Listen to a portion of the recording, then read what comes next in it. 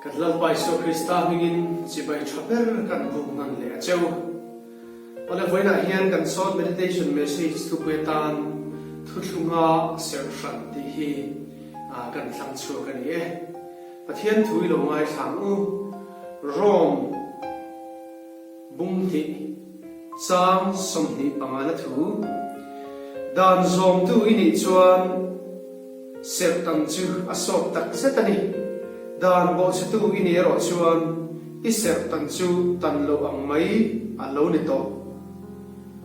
lal pan thu kan zatan mal min som sa ro se ole Thuthlunga Serh ti kan thlang chua ka voina kan ngai tu ho tan chuan Pathian in Abraham Thuthlunga lut tu ra som khan ama mai pialama atha kal zel Israel fa chu nam dang telaka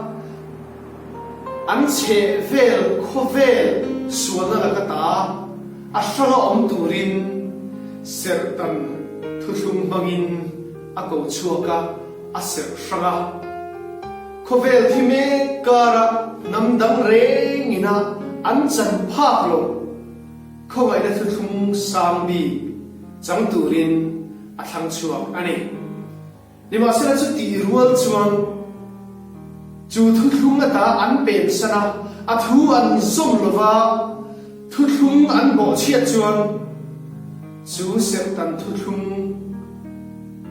Serh na lak na Thuthlung ve chuan an chia alo thung don ani chu Pathian da akan hu ani ole ring na in Pathian ne Isu Krista thi sin kal ta thu kan lo thuna Serh na Thuthlunga kan lo lu to nu hian chu Thuthlung kal tlang chuan khoi na sambi khoi na zong khoi na sang ber mangai na zong mangai na sang ber chu thi sen ring tu te nu na chuan alo kheng ta chu thi sen ring tu te a lo kheng ta khoi na sang ber chuan ring tu te a na ro pui ta a thok thri Pong tu le ngai sak tu te chu Thuthlung kal tang chuan bal so bin anong thui na ni ma sela chumi em chia chuan chumi ral chia chuan hei hi oma midang aya kan fim khur le zual hi Krista chin chian ta chuan angai em ani ti hi kan thriat angai kan laka hian Pathian a thik thu a chhebi ka Shalom te ain ashriat te zokhi Pathian thik thu chiat na dong tu te kan ni ti hi kan chin chi angai ka hria Shareng chu kan bo chalwe ni chuan shalom te ai chuan kan tok tur ana sa zok viau le dan zom tu ni chuan Serh chu asok tak zetani dan bo chatu ini ro chuan I Serh chu tan lo am mai alo ni atin Lama Pathian dan zom tu te kan ni chuan Pathian fa te tia ko chu kan om renga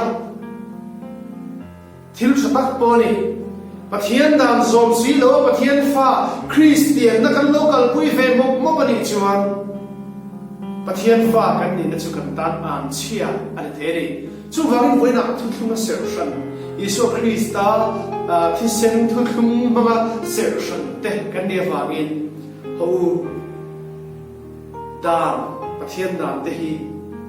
zom turin tran ila dem u lal para thu kan zatan mal in som sa se amen